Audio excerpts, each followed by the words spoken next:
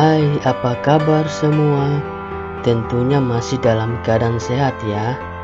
Nah, pada pertemuan kali ini kita akan mempelajari tentang menulis teks prosedur. Nah, sebelum kita membahas lebih dalam tentang materi teks prosedur, saya mengajak kita sekalian untuk memperhatikan gambar berikut ini. Amati secara seksama gambar yang tampil pada layar. Jika sudah, selanjutnya kita akan menguraikan pertanyaan-pertanyaan seputar teks prosedur.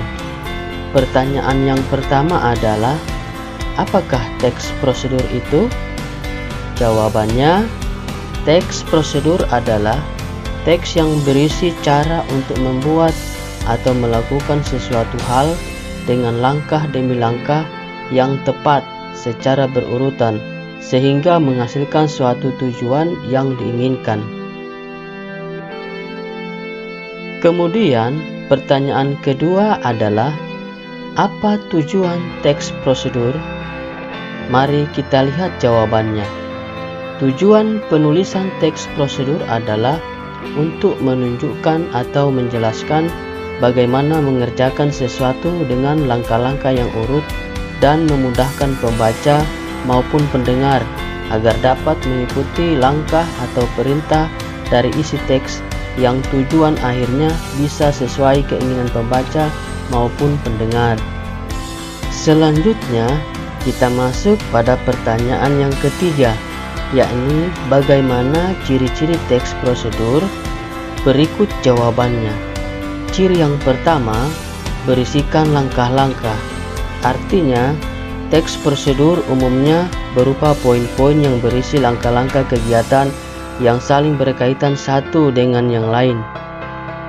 Ciri yang kedua, disusun secara informatif. Maksudnya, teks prosedur bersifat menerangkan kebermanfaatan kepada semua orang. Ciri yang ketiga, dijelaskan secara mendetail. Artinya, teks prosedur dijelaskan secara terperinci. Kemudian ciri yang keempat bersifat objektif. Maksudnya, teks prosedur dilakukan berdasarkan percobaan atau analisis. Ciri yang kelima, menggunakan kalimat saran dan larangan, yakni teks prosedur bertujuan untuk mengarahkan melakukan sesuatu secara benar sehingga mencapai hasil yang baik dan menghindari melakukan langkah yang salah. Kemudian ciri yang keenam bersifat universal. Maksudnya, teks prosedur dapat diterima secara umum. Kemudian ciri yang ketujuh bersifat aktual dan akurat, yakni ketika teks prosedur dilakukan benar-benar terjadi dan hasilnya sesuai dengan yang diharapkan. Selanjutnya yang kedelapan bersifat logis. Artinya, teks prosedur dapat diterima secara nalar. Nah, sudah jelas ciri-ciri teks prosedur? Pertanyaan berikutnya, yakni pertanyaan yang keempat. Bagaimana struktur teks prosedur? Struktur teks prosedur yang pertama adalah judul, yaitu berfungsi sebagai suatu aktivitas atau kegiatan yang akan dibuat atau dilakukan. Kedua adalah kalimat pengantar, yakni sebagai pernyataan pembuka di dalam menyampaikan tujuan penulisan. Kemudian yang ketiga, menyatakan bahan dan peralatan, artinya sebagai rincian bahan serta juga peralatan yang digunakan selama proses produksi atau pada aktivitas yang dilakukan. Keempat, tahapan proses ditulis secara berurutan. Artinya, proses yang harus dilakukan sesuai teks prosedur. Berikut pertanyaan yang kelima adalah, bagaimanakah kaidah kebahasan teks prosedur? Jawabannya adalah, pertama, menggunakan verba material dan tingkah laku. Artinya, verba material mengacu pada tindakan fisik. Misalnya, potong ikannya atau haluskan bumbunya.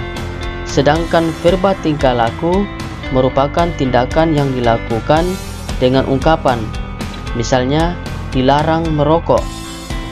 Kemudian yang kedua, menggunakan kata kerja imperatif atau kata perintah, yaitu kata kerja yang dibentuk dengan akhiran kan, i, dan partikel lah. Misalnya, siapkan dan hindari. Kemudian yang ketiga, menggunakan konjungsi temporal, yakni kata penghubung yang menjelaskan hubungan waktu. Misalnya, kemudian, atau selanjutnya, atau setelah itu. Kemudian nomor 4 adalah menggunakan kalimat persuasif, yakni kalimat yang bersifat membujuk seseorang untuk melakukan suatu tindakan. Contohnya, marilah menjaga kesehatan dengan cara berolahraga. Kemudian yang kelima, menggunakan kata teknis berkaitan dengan topik. Artinya, kata teknis atau istilah yang digunakan berkaitan dengan topik yang dibahas. Misalnya, topik tentang makanan sehat. Kata teknis atau istilah yang bisa digunakan, contohnya protein atau nutrisi. Kemudian yang keenam, menggunakan penggambaran rinci tentang bahan dan alat yang digunakan, yaitu menjelaskan tentang material yang akan digunakan serta petunjuk penggunaannya. Nah, sekarang kita lanjutkan ke pertanyaan yang keenam, yaitu berapa jenis teks prosedur? Berikut ini penjelasannya. Yang pertama, jenis teks prosedur sederhana, yaitu prosedur yang dilakukan dengan 2 hingga 3 aksi atau langkah saja, misalnya menghidupkan televisi.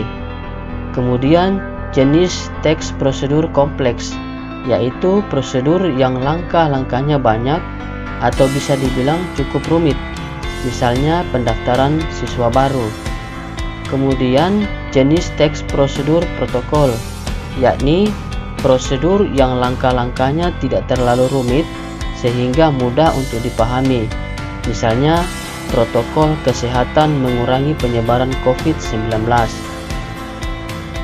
Nah, semua pertanyaan tentang teks prosedur sudah terjawab. Jadi, selanjutnya kegiatan yang Anda lakukan adalah mendemonstrasikan teks prosedur sesuai petunjuk yang diberikan.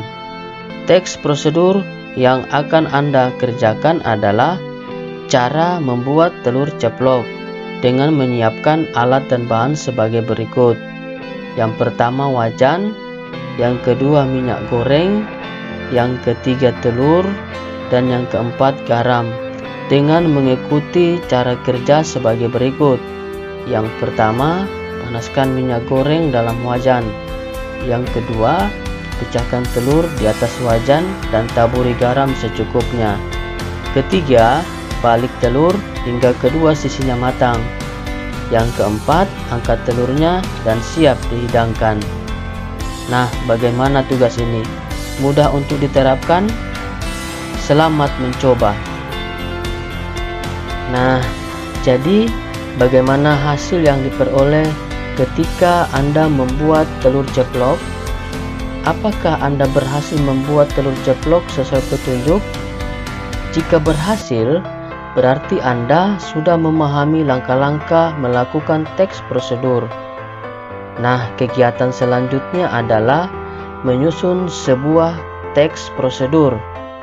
Jadi, Anda menyusun teks prosedur yang Anda pahami dan kuasai. Setelah teks prosedur yang Anda buat selesai, maka langkah selanjutnya adalah berikan dan atau tukarkan pekerjaan Anda dengan teman sebangku.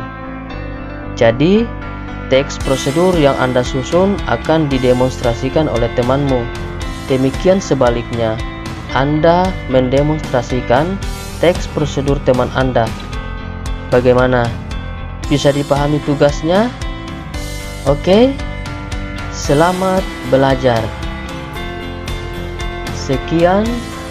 Sampai bertemu kembali.